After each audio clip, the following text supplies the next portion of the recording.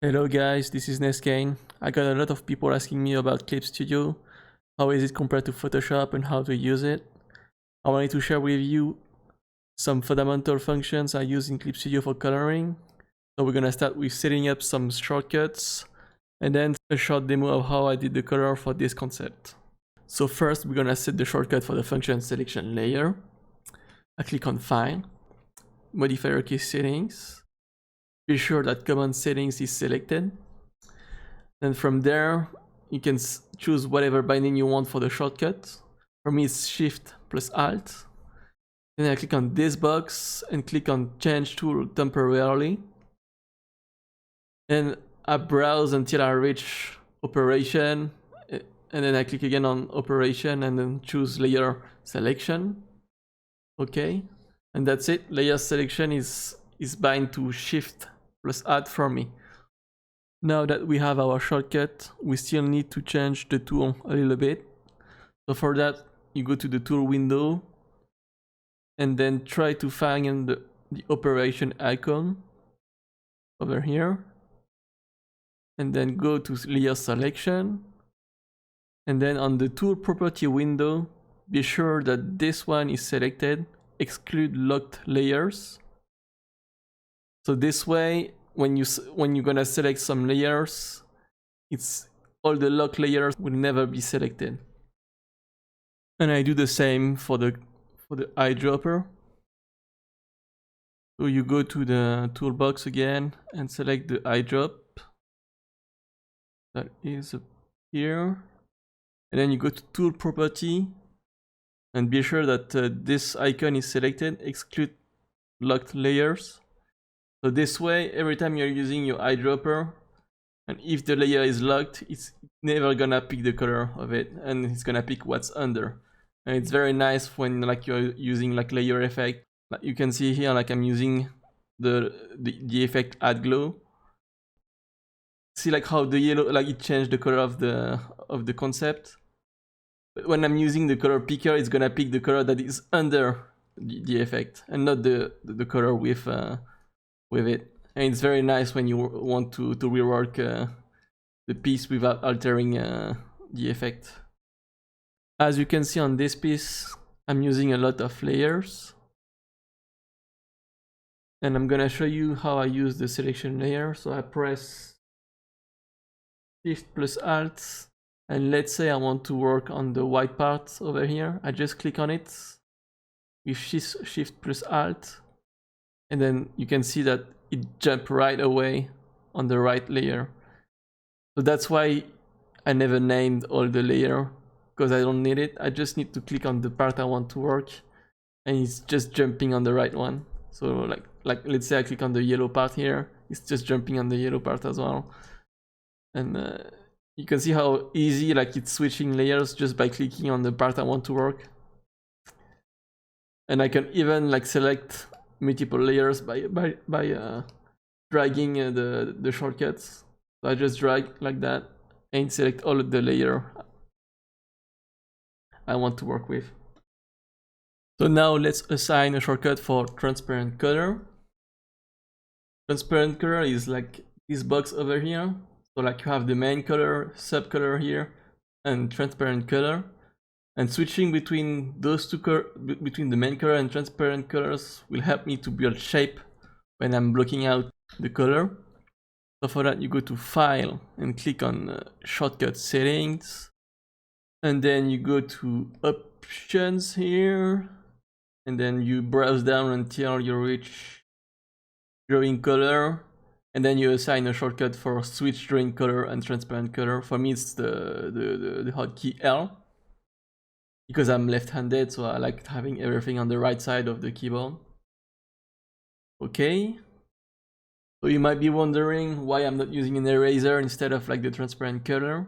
The reason why is that I'm using like like sometimes I'm using like a brush like this that has like a flat shape, and I want to keep it and keep the same size as well. So I just switch to transparent color, and that's it. Like it's so easy to build shape like that, like switching between main and transparent color, like keeping the same brush and same size. While if you were using an eraser, maybe you would have needed to change the size of the brush again, and maybe like it's not the right brush as well. So that's why like this shortcut is like a very fast way to build up shape. Now another function that is important to me is lock the transparent pixel.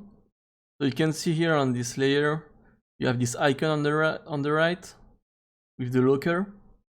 So like to activate that, you just need to click on this, or assign a shortcut like I do on File, Shortcut Settings, and then go to Main Menu, Layer, browse down, Layer Setting, and Lock Transparent Pixel. And I give this shortcut. So you can just give the one that you want. And that's it. So what is that function for? So once I build up my shape over here, you can see like it's on a layer.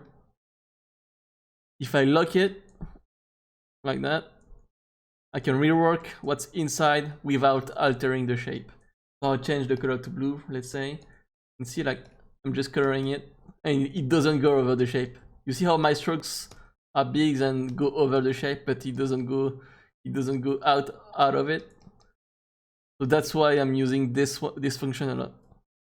And I assign a shortcut for it because sometimes I just want to rework the shape when I'm doing like some different, like when I'm doing some coloring on the shape. So like let's say I'm using the shortcut right now to deactivate. So I'm just reworking the shape now, and I lock it again and change the color, and then I unlock it again to rework a bit the shape again. So it's like a very quick way to like change color of the shape and then rework the shape again, and it's very easy when you get used to use shortcut.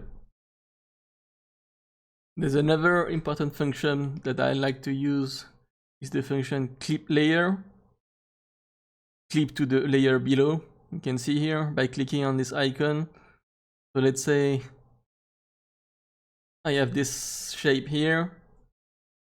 Make it simple like this, and I make another layer above, and then I clip it. You can see the red here. That means that this layer is clipped to this layer. So now everything I'm doing on this layer with another color won't go over the shape of the layer under. So it's very nice, like if you want to build up shadows or like another shape in the shape. So see, like right now I built another shape in it, and it's a layer, and I lock the shape of it here, the transparent pixel, and then I can rechange the color in it as well again. And it's very nice to like, if like let's say it's a shadow and I want to work the shading inside this. Also, I don't assign a shortcut for this function because I'm not using it like all the time. I don't spam it. Like I just like do a new layer and then just clip it, and that's it. I will never like unclip it again. So it's not a shortcut. I don't need a binding shortcut on it. And that's it for like the main shortcuts I'm using for coloring. There's still like a lot of shortcuts I'm using, but those four are the best one for doing that kind of coloring, I would say. Okay, so now I'm gonna explain to you my workflow. So I recorded this piece, so it's easier for me to comment over it. So right now I'm just like setting a gray background, so it's easier for me to do the colors. But like I said, I'm not gonna get too much into the techniques and just focus on the workflow.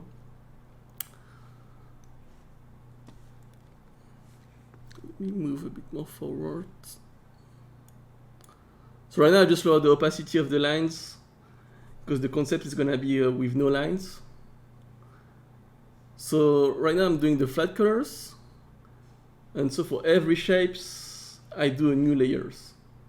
So now I'm starting to block the shapes for the skins. So I just did one layer over here on the right. You can see on the layer window.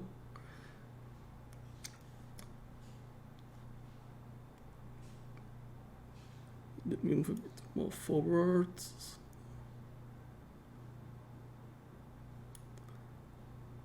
here you can see that I'm gonna use the transparent color function here. Like, let me pause. Like over here, you can see that my strokes are going over the lines. Like because I'm focusing on that edge over here. So I just want to have a good edge on this one. So I just do a big strokes like that goes over the shape. And I know I will be able to correct that with the transparent colors and with the shortcuts, just pressing L quickly. And so it's an easy, quick way to build shape without caring of like doing mistakes and just going over the line.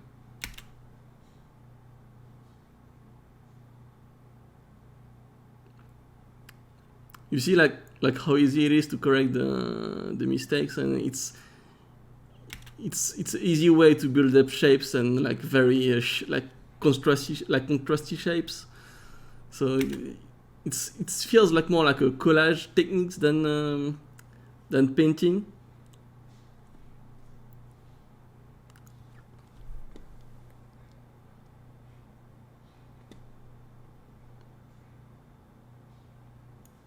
But you can see that after a while, like for the cape here, I just did a new layer on the right. You can see, and I'm just gonna repeat that process for every part of the concept. Like every time I have a new part, I just do another layer, and that's it.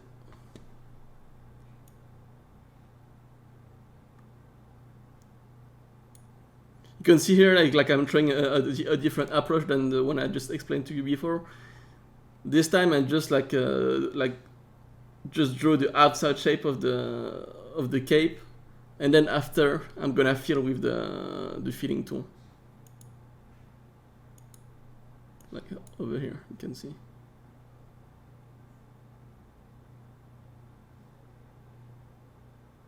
Like I'm closing over here. And oops, I just press on the shortcut CMD, and that's it. I just fill the piece in a second. So it's a very quick way to do flat colors, like switching between like just blocking shapes with the lines and then filling it, or just cutting the shapes with transparent colors. And that's mainly my techniques for doing flat colors. And you can see that if I move more forward, like there's a lot of layers, and each of those layers, they are like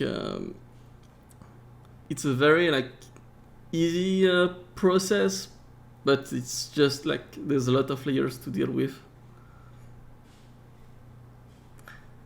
And that's why the shortcut select layers is a must, because I won't have to bother that much with like what layer is what layer. I just need to click on the area I want to work, and I know that I will be on the right layer. So that's what I get at the end of blocking out all the flat colors.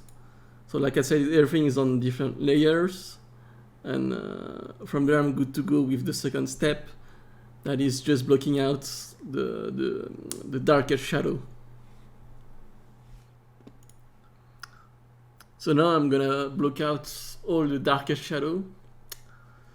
So what I do right now, you can see here, just right now, like I was on layer 5, which is like the yellow part of the piece, and all I did is just like here with the shortcut select the layer here, and it's just jumping like on the right layer after that over here on layer 2.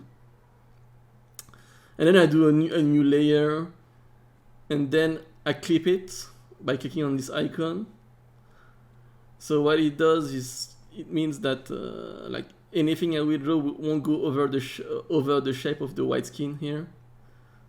So I can just focus on making just making cool shape for the shadow.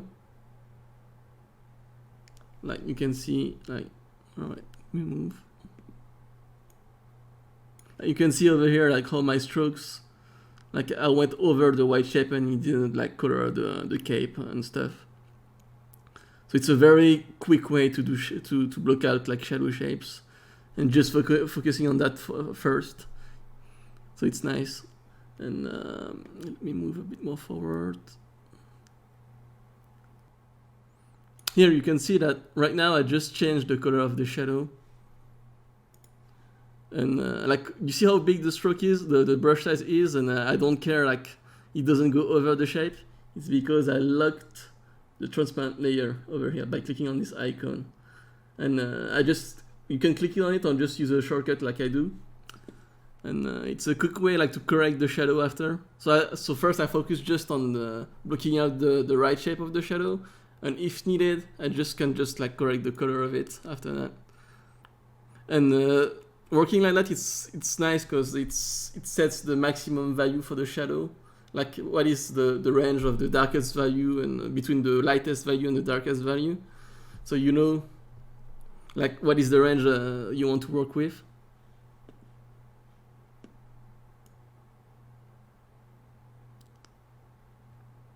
And then I repeat the process again on like the dark skin area here. Like I use the select layer shortcuts, and then I do a new layer, and then I clip the shadow layer, and then just work the shape again. And I just repeat that process again and again for every part. So it's very simple. It's just that, like I said, there's a lot of layers.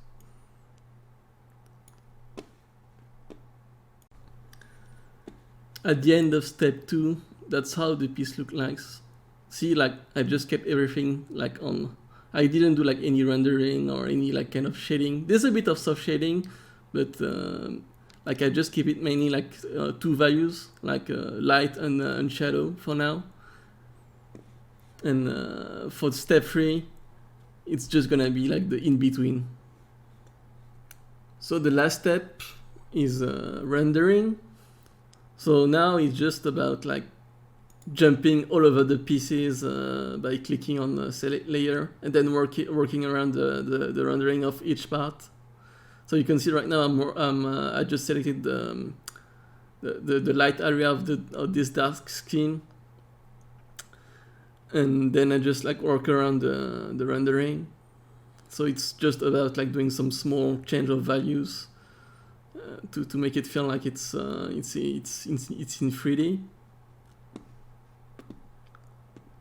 And that's the part what takes the most of a lot of time, just trying to figure out like the right volume and just like giving some interesting strokes. And you see that having the darker shadow separated from the light, it's easy for me to build up shape like that because it doesn't influence the shape of the shadow.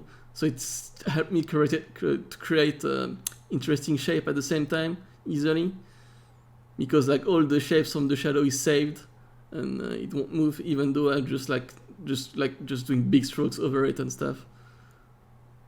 It just helps you to create like interesting shapes.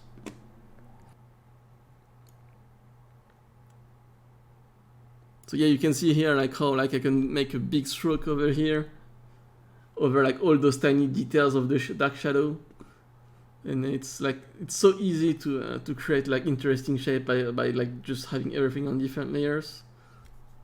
So just keep in mind that having the select layers as a shortcut is like the best way to work with that techniques, because it just allows you to switch between all those parts quickly without caring what layer is what layer and stuff like that. But that's mainly it for my process, because it's just like my process is just like a repeat of like one simple thing. So like for each step you can see that I just repeat this, like the steps on each layer, and that's mainly the same thing for rendering as well. And you can see now how it looks like on the final piece. Like you can see that there's like it's like small change of value in the light and small change of value as well in the dark here.